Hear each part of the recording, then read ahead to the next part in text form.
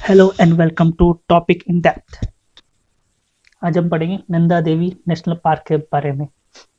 अगर हम name pics करें इस पार्क के तो बहुत से तीन बोलते हैं कि जो दिखाई देते हैं ज़्यादातर। नंदा देवी हो गया जिसकी 7,816 मीटर है। देवस्थान है जो कि 6,678 है। ऋषिकोट है जो 6,236 किलोमीटर है।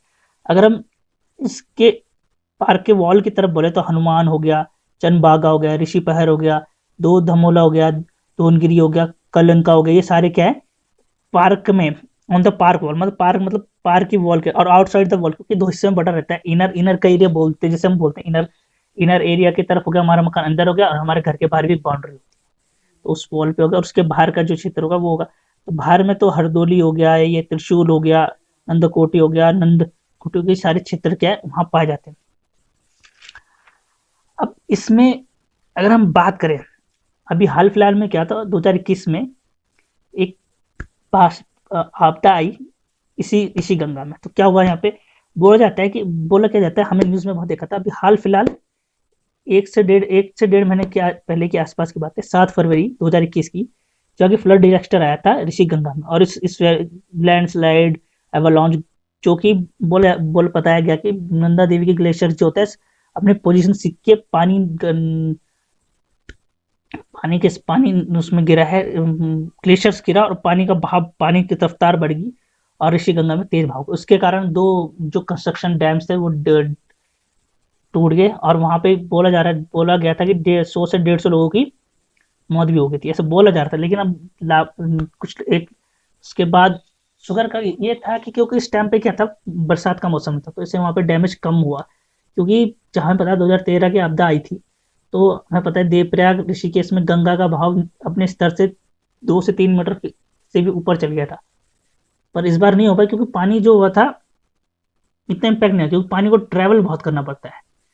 वो लैंडस्लाइड हुआ, क्या हुआ, नंदा देवी ग्लेशियर शिफ्ट होके हो गया। लेकिन इसमें दो थ्योरी है, कहीं बोला वहां पे छोटी सी झील बन किसी ने प्रोजेक्ट, किसी ने बोला न्यूक्लियर पावर स्पाइंग डिवाइस वाला था। तो ये न्यूक्लियर पावर स्पाइंग डिवाइस क्या था नंदा देवी में, उसके बारे में मैं आपको थोड़ा बताता हूँ। ये बात है 1964 की, जब हम, हाँ, भारत जब चीन से हार गया था 1962 की बात 1964 में क्या हुआ था, जो चाइना था वो परमाणु परीक्षण कर रहा था हथियारों के लिए। तो अमेरिका को उस पर जासूसी करनी थी, उसके लिए भारत से सहयोग किया। जासूसी उबरे से ज्यादातर तो खुफिया जानकारी जमीन के आधार पे भी जरूरत होती है, उस टाइम इतनी टेक्नोलॉजी तो थी नहीं इतनी आगे।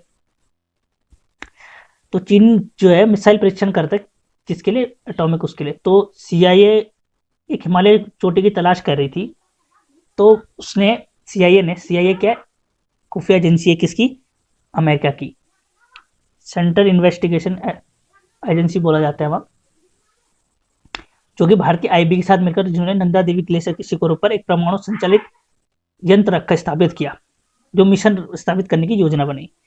उस समय क्या पत्रकारों ने उस समय क्या हुआ कि वो जब उसे लगाने के लिए निकल पड़े पर्वत क्षेत्र पे, तो उसमें ट्रेन होते, तो उसमें क्या था, प्लूटोनियम ईंधन वाला उपकरण था जो यूज किया जाता है इसमें, वहां पड़े।